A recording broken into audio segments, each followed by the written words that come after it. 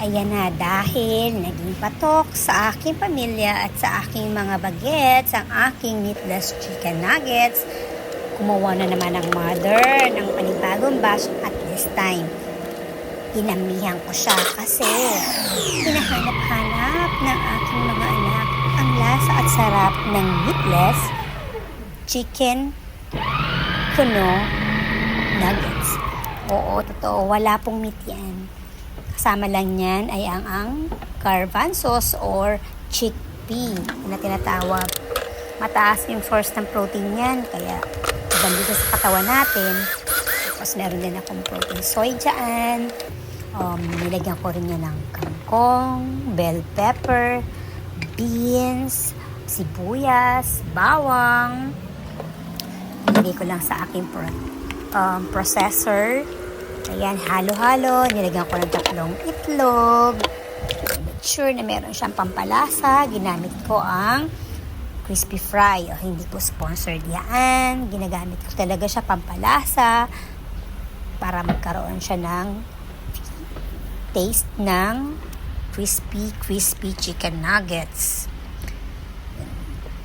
Malaking batch na ang ginawa ko kasi i-stock ko yan sa freezer para pag kailangan i-fry, may ready ako pampabaon sa umaga sa aking mga anak. And nakalagay lang yan sa freezer. Ready na for frying or air fry with oil or without oil. Enjoy, guys! Siyempre, may kasama rin yung sibuyas, bawang, yung palang chickpea or garbanzos, yan ang nilagay ko na mas maganda para mas maraming protein na kasama yung ating chicken nuggets, kuno-kuno. Yan. Tapos may breadcrumbs.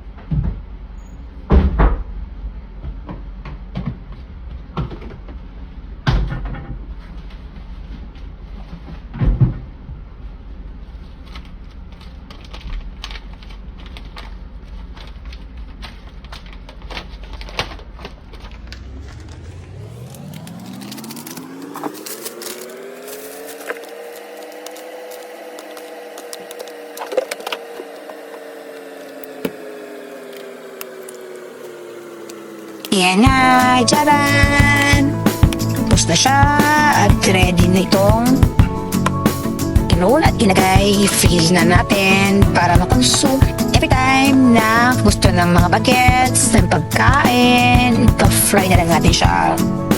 I-roll na lang ninyo sa kung anong size na gusto nyo para ready na siya inilagay sa freezer. At yan na, nakita nyo na.